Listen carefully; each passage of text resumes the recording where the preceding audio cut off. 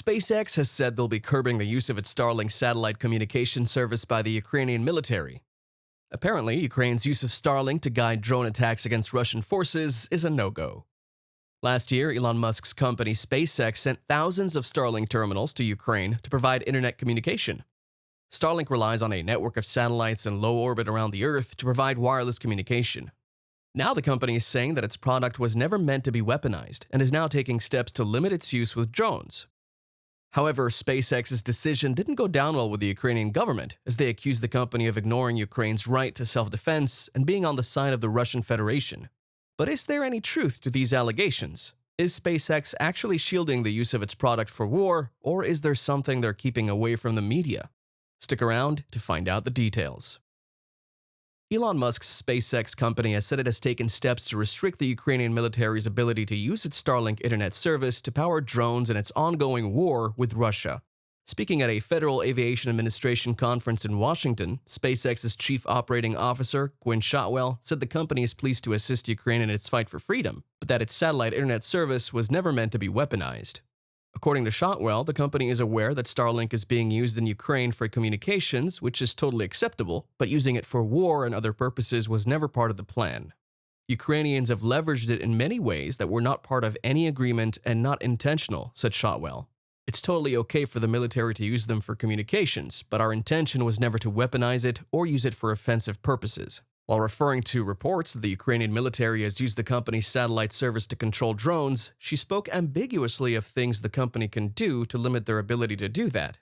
But what remains to be clarified is how SpaceX intends to prevent Starlink from being used for drones, and the company's chief operating officer didn't provide the details either. There are things that we have to do and have done, she told reporters. In other words, the company is already taking steps, and it doesn't necessarily have to be said in public. When asked if the company had anticipated Starlink's use for offensive purposes when deciding to ship terminals into conflict zones, Shotwell said they didn't think about it, and neither did she. Although the team may have, I learned pretty quickly, she replied. According to reports, Starlink suffered severe service outages in Ukraine towards the end of last year for reasons SpaceX did not explain. Sources familiar with the outages said it affected the entire front line as it stood on the 30th of September. A person familiar with the outages spoke to CNN on condition of anonymity, saying that has affected every effort the Ukrainians have made to push past that front. Starlink is the major way units on the battlefield have to communicate. Another person said there was no warning to Ukrainian forces, adding that now when Kiev liberates an area, a request is to be made to Starlink to turn the service on. According to the Financial Times report on the outages, which was corroborated by a senior Ukrainian official, the outage resulted in a catastrophic loss of communication. In a tweet responding to the article, Elon Musk didn't dispute the outage. Instead, he said what is happening on the battlefield is classified. So when Shotwell wasn't forthcoming on the measures SpaceX was taking to limit the use of Starlink, she was subsequently asked if those outages were related to its efforts to curb the offensive use of the satellite network, to which she bluntly replied, "I'm not sure I know the answer, so I don't want to answer it." But after the company's announcement, the Ukrainian government was quick to respond, stating that SpaceX shouldn't rush to conclusion as it hasn't been on the offensive. The Secretary of Ukraine's National Security and Defense Council, Oleksiy Danilov, said Kiev was not worried. "If you feel that we use only Starlink, and as a result we don't have any other options of use for other weapons, this just doesn't correspond to reality at all," Danilov said while speaking to the Washington Post. "Let's not jump to conclusions. We need to clarify the extent to which this will either be an influence or not. Maybe we'll have to change the means of attack in different sectors." Anton Gerashenko, the country's Interior Ministry advisor, also reacted, stating that at the onset of the war, his country felt gratitude to Starlink and credited it with having saved thousands of lives. "Ukraine isn't on the offensive. We liberate," Gerashenko tweeted. "There's no neutrality in the fight of good and evil." In its almost year-long war with Russia, Ukraine's military has increasingly relied on unmanned aerial weapons such as drones. Amid damage to infrastructure and internet outages, as well as Russian cyber attacks, Ukraine relied on Starlink services for broader humanitarian needs. Also, according to the co-founder of a think tank called the Silverado Policy Accelerator, Dmitry Alperovich, Starlink has been absolutely significant because Moscow has targeted the Ukrainian communications infrastructure, so its importance cannot be overstated. And when you thought that'd be all for the reactions, a senior advisor to Ukraine's president, Mikhailo Podolyak, complained that Musk's establishment had failed to recognize his country's right to self-defense. Companies had to decide which side they were on, if they were on the side of Russia and its right to kill with impunity and seize territories after its unprovoked invasion last year, or on the side of the right to freedom, Podolyak tweeted. Shortly after the start of the Ukraine-Russia war, Elon Musk responded to a plea made on Twitter by Ukraine's Minister of Digital Transformation, Mikhailo Fedorov, and agreed to provide Starlink for nothing to Ukraine. Starlink service is now active in Ukraine, Musk replied.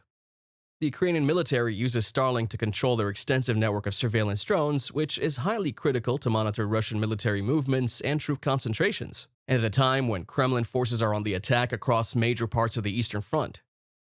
Ukrainian forces rapidly became dependent on Starlink due to the unavailability of other internet services resulting from war damage, jamming, or simply because the locations were remote and power outages. SpaceX's unilateral decision also flies in the face of several Western nations who are stepping up their military assistance to Ukraine to help it resist the attacks, agreeing last month to provide tanks. Now, in response to a plea made by President Zelensky on a trip to Brussels, Paris, and London, they're considering whether to supply combat jets. You'd recall that Shotwell said Starlink was never meant to be weaponized by Ukraine, with emphasis on the never. Although it cannot come as a shock to the company, as the Ukrainian military has been using it to pilot drones for several months. Which begs the question, why now? You see, the row is not the first between Ukraine and Elon Musk. Last October, the SpaceX founder asked the Twitter community to vote on a poll for Russia-Ukraine peace.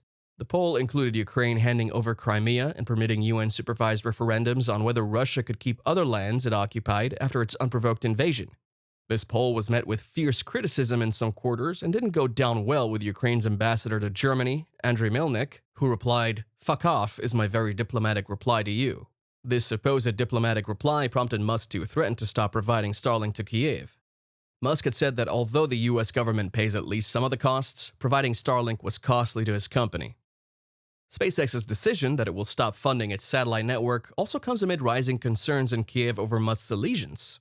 SpaceX CEO's recently tweeted controversial peace plan prompted Ukrainian President Volodymyr Zelensky to question who Musk sides with. Musk responded that he still fully supports Ukraine, but fears massive escalation. And that's not all. Musk recently argued privately that Ukraine currently isn't interested in peace negotiations, and that if they went along with his plan, Moscow would accept those terms. According to sources, Ukraine knows that its government and wartime efforts are wholly dependent on Starlink, and the decision to keep it running rests entirely in the hands of one man, Elon Musk. He was elected by no one, nor was he given the power. He has it because of the company and the technology he built. However, Musk would later deny speaking directly to Putin about Ukraine. When a Ukrainian minister tweeted that Starlink is highly significant to Kyiv's infrastructure, Musk swiftly replied, "You're most welcome, glad to support Ukraine." But what do you make of the situation? Is Musk curbing Ukraine's access to Starlink on legitimate grounds, or is he pitching his tent in the opposition's camp? Feel free to let us know your thoughts in the comments below. And if you enjoyed the video, make sure to drop a like and subscribe to the channel to stay updated on new content. Have a blessed day, and we'll see you in the next one.